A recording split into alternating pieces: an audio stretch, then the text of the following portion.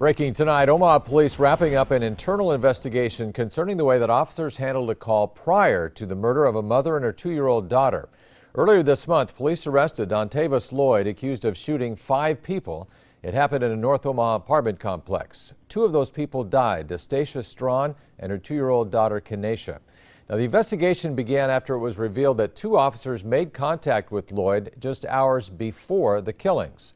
Joe Chiodo is live at police headquarters tonight with the latest. And Joe, we know the police are saying the investigation did find something was wrong. Yeah, John, you're exactly right. They did find that policy violation, but this is where it gets a little tricky. According to the report, which just came down 2 hours ago, they say ultimately there was no way that those police officers could have or should have known to arrest Lloyd earlier in that night. Now, we have video from the scene that night. Take a look at this. The report says hours before Lloyd shot and killed Dastacia and her 2-year-old daughter, Kenesha, 2 officers were called to check on Lloyd due to his behavior. The report says 1 officer was there for more than an hour.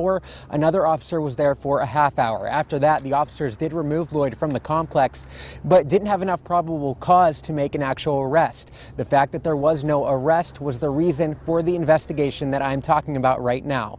Now, in the report, released less than 2 hours ago, as I mentioned, Omaha Police Chief Todd Schmatter says, quote, based on the investigation, there was no indication the officers acted in poor faith, and there was no way the officers could have predicted Mr. Lloyd's ultimate behavior when he returned approximately 4 hours later. The investigation did find a policy violation, and the officers will receive internal discipline and remedial training. It is important to note the only person responsible for these heinous acts is Mr. Lloyd himself, end quote. This report also goes on to say officer actions must be evaluated based on the information known to the officers at that time and not based on the tragic outcome with 2020 hindsight. Now, I know a lot of people are wondering exactly what that policy violation was.